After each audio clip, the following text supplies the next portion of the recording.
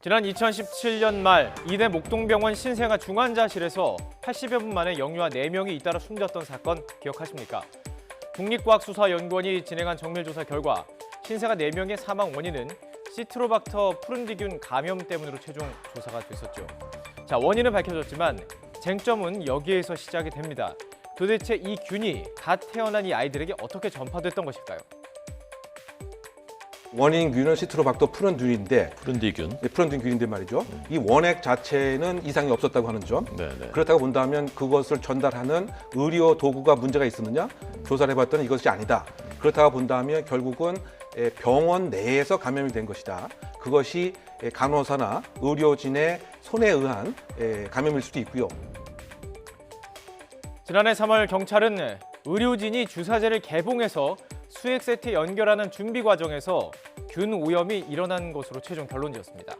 간호사 중 일부가 수액 세트를 개봉하기 전에 반드시 손을 씻고 소독을 하도록 한 지침을 어겼고요. 개봉 즉시 사용하거나 냉장 보관해야 하는 주사제를 5시간 이상 상온에 방치했던 사실도 드러나면서 관련 의료진은 경찰에 입건돼 조사받고 기소됐습니다. 이 과정에서 3명은 구속되기도 했죠. 그리고 바로 어제 1심 재판의 결과가 나왔습니다. 서울 남부지법은 업무상 과실치사 혐의로 재판에 넘겨진 이대 목동병원 조수진 교수 등 의료진 7명 모두에게 무죄를 선고했습니다.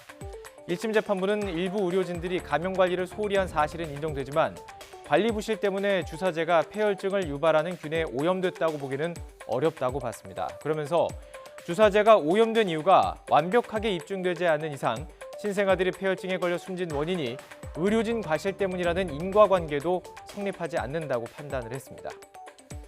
재판부는 간호사들이 주사제 하나를 여러 명에게 나눠 쓰는 등 감염 관리에 신경 쓰지 않았고 의사들도 관리 감독을 게을리했다고는 판단했지만 이런 과실이 신생아 사망으로 이어졌다는 점에 대해서는 증거가 불충분하다는 입장이었습니다. 특히 같은 준비 과정을 거친 주사제를 맞고도 폐혈증 증상이 없는 신생아가 있었다. 이런 설명을 근거로 들었습니다. 역학을 총괄 책임지신 분이 법정에 나오셨는데 본인도 제3의 오염 가능성이 있다라고 법정 증언을 했기 때문에 법원 감정인도 동일한 감정 결과를 내놨습니다. 그러니까 모든 전문가가 일치된 의견이었기 때문에 정리해보면 재판부는 의료진의 과실이 인정이 되고 이것이 영유아 사망 사고의 원인이 됐을 가능성도 있어 보이지만 아주 적은 확률로 다른 결론이 나올 수 있다면 의료진에게 죄를 물을 수 없다. 이런 판단을 내린 것입니다. 검찰은 즉각 항소 의사를 밝혔고요. 숨진 아이의 한 부모는 아이에게 너무 미안하다 이렇게 밝히기도 했습니다. 치열한 법정 공방이 이어질 것으로 보이는데요. 놓쳐서는 안 될 부분도 존재합니다. 바로 병원 측의 책임입니다. 사실은 이 아이들을 관리할 만한 인력도 되지 않았었고요. 네. 그다음에 레지던트나 의료진들의 어떤 숫자도 부족했었고요. 네. 간호사들도 부족했었고요. 말을 하자면 한두 가지가 아닌 이런 총체적인 문제가 있었어요. 그럼 이런 구조적이고 총체적인 문제에 대한 책임은 네.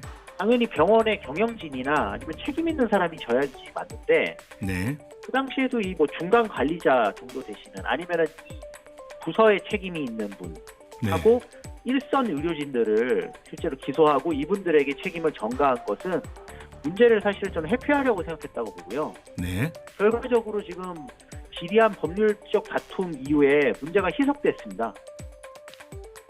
정 사무처장은 병원 측이 받은 징계는 매우 미약했다고 지적하고 있습니다. 이번 사건의 본질은 법정 다툼이 아니죠. 이대 목동병원에서 벌어진 신생아 사망 같은 사고가 반복되지 않도록 하는 것이 핵심입니다. 병원의 시스템과 그것을 만드는 구조적인 문제가 있다면 이를 찾아내 개혁하는 것이 필요한 시점입니다.